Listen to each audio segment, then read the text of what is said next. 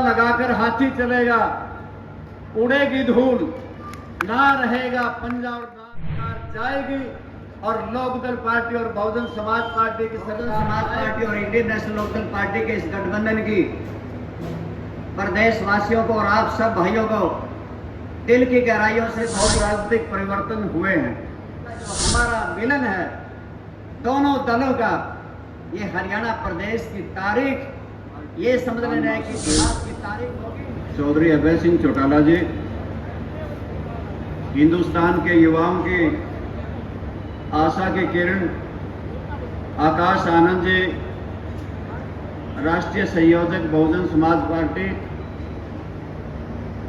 प्रांतीय संयोजक रणधीर बेनीवाल जी, बहुत ही सम्मान के योग हरियाणा बहुजन समाज पार्टी के प्रदेश के अध्यक्ष धर्मपाल तिगरा जी, सम्मान योग सुनैना चौटाला जी, जैन जिला के प्रधान पूर्व में रहे विधायक रामफल कुंडू जी, सोनीपत जिला के अध्यक्ष कृष्ण मलिक जी और तमाम आप सब भाई और बहनों, सर्वप्रथम तो आप सबको किसान मजदूर कमेरे के बहुजन समाज पार्टी और इंडियन नेशनल लोकदल पार्टी के इस गठबंधन की प्रदेशवासियों को और आप सब भाइयों को दिल की गहराइयों से बधाई देता हूं और मुबारकबाद देता हूं और गोहाना की धरती को नमन भी करता हूं। मैंने राजनीति में बहुत रैलियां गोहाना से देखी हैं और गोहाना से बहुत राजनीतिक परिवर्तन हुए हैं और साथियों परिवर्तन हो सकता है पक्ष में भी हुए हों हमारे और विपक्ष भी गया होगा, हमारे फैसला विपक्ष में भी गया एक बार, परंतु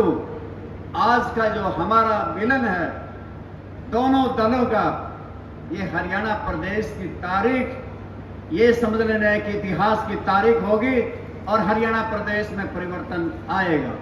मैं इसलिए कह रहा हूं कि मुझे एक राजनीतिक तौर से डिबेट में एक चैनल पे जाना पड़ा। उसका विषय ये था कि आगे सरकार किसकी बनेगी हरियाणा प्रदेश में। कांग्रेस पार्टी वालों ने कहा कि हमारी बनेगी और इसी प्रकार बीजेपी वालों ने कहा कि हमारी बनेगी। फिर मेरे से पूछा कि हरियाणा में सरकार किसकी बनेगी। मैंने तुम ही अंदाजा कर लेना, चश्मा लगाकर हाथी चलेगा, उड़ेगी धूल, ना रहेगा पंजा और ना रहेगा फूल। यहाँ पे हरियाणा प्रदेश में एक परिवर्तन आएगा, भारतीय जनता पार्टी की सरकार जाएगी और लोकदल पार्टी और बहुजन समाज पार्टी की सरकार आएगी और अभय सिंह चौटाला हरियाणा प्रदेश के मुख्यमंत्री बनेंगे। साथियों, मैं इसलिए कह रहा हूं कि भारतीय जनता पार्टी ने हमारे आंखों में बहुत धूल झोंकी, चाहे वो कमेरा किसान है, मजदूर है, व्यापारी है, कर्मचारी है, सबसे धोखा किया। किसानों से धोखा किया ये कह के कि तुम्हारी आमदनी 2022 में दुगनी कर देंगे। खाद के, बीज के, कीटनाशक दवाओं के, खरपतवार नाशक दवाओं के दाम बढ़ाए।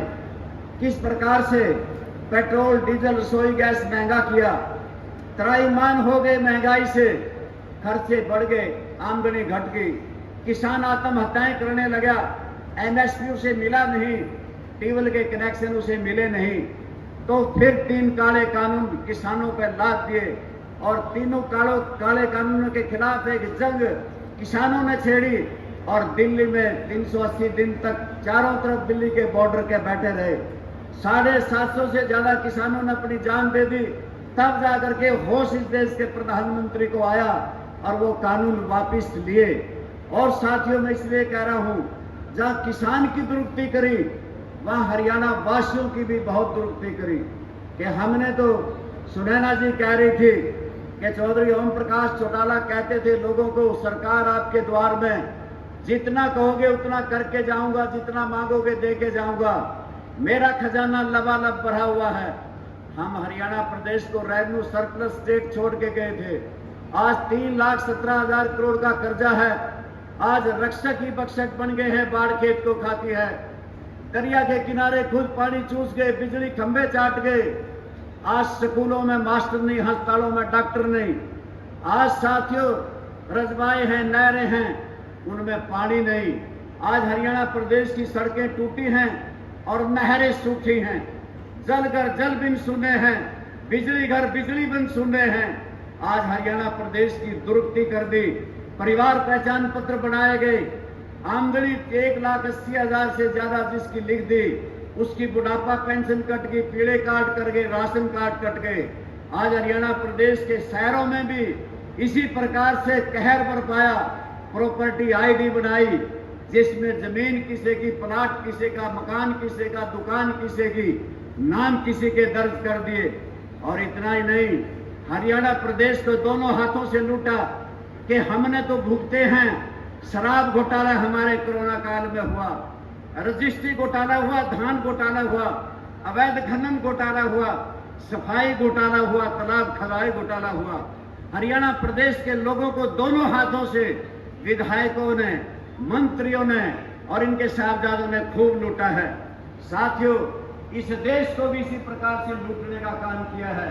इस देश में रेलवे स्टेशन नीलाम कर दिए गए, हवाई अड्डे बेच दिए गए, इस देश के अंदर बंदरगाहें बेच दी गई, निजीकरण पे जोर रहा। और जिस प्रकार से इस देश की सरकार ने हुकूमत चलाई, वो तानाशाही रवैया रहा। क्योंकि ईडी, सीबीआई, इनकम टैक्स की रेड, जो भी आवाज उठा था उसी को दबाने के लिए ईडी पीछे लगा दी जाती थी। हरियाणा प्रदेश का आज नौजवान मारा मारा नौकरी के लिए फिरता है। हरियाणा प्रदेश बेरोजगारी में नंबर 1 का सूबा बन गया है। साथियों, आज हमारे बच्चे यहाँ से पलायन नौजवान कर रहे हैं। पनामा और अमेरिका के जंगलों में हमारी हरियाणा प्रदेश की जवानी पड़ी है। साथियों, इतना ही नहीं, ले दे करके हम कबेरे वर्ग के लोगों पे अग्निवीर योजना लाद दी गई। हम फौज में चले जाते थे, पेंशन आते, फिर उनको तरह तरह की सुविधाएं मिलती थी। अग्निवीर 4 साल में रिटायर हो जाएंगे और फिर आकर के घर में बैठ जाएंगे, उन्हें कोई काम नहीं मिलेगा। यानी कि इस देश, इस मुल्क के लोगों के साथ, हरियाणा प्रदेश के साथ भारतीय जनता पार्टी और उसके सहयोगी दलों ने किस प्रकार से अन्याय किया है, इसका बदला लेने का समय अब आया है। बहुत लंबे समय से इंतजार थी हरियाणा प्रदेश के लोगों को कि ये गठबंधन बढ़े। और हरियाणा प्रदेश में पहले भी हमारा गठबंधन हुआ। पत्रकार, छायाकार साथियों ने मुझसे आते ही पूछा कि आपका गठबंधन तो पहले भी हुआ था, टूट गया था। मगर टूट गया होगा गठबंधन, गठबंधन बनते हैं, टूट जाते हैं, परंतु हमारे किसान और मजदूर के, कमेरे वर्ग के मन नहीं टूटे थे, दिल नहीं टूटे थे। आज फिर से हमारे तार जुड़े हैं। अब की बार हमारी चढ़ाई चंडीगढ़ की है साथियों। अब की बार चंडीगढ़ में झंडा हमारा, ये तिरंगा झंडा अब की बार अभय सिंह चौटाला के हाथ में होगा। और उसके साथ हरा भरा इंडियन नेशनल लोकदल का झंडा होगा और नीला झंडा बहन मायावती जी का होगा। अगली चढ़ाई दिल्ली की होगी और इस देश के अंदर परिवर्तन कबेरे वर्ग के लोग करेंगे। इस देश में देश की प्रधानमंत्री जो लाखों नौजवानों की, लाखों किसानों मजदूरों की आशा की किरण है, बहन मायावती जी बढ़ेंगी। और हम सब संघर्ष करेंगे, लड़ाई लड़ेंगे। जब तक ये हासिल नहीं कर लेंगे, हमारा संघर्ष जारी रहेगा। आपने आए, आपने मेरी बात सुनी, आप सबका बहुत बहुत धन्यवाद।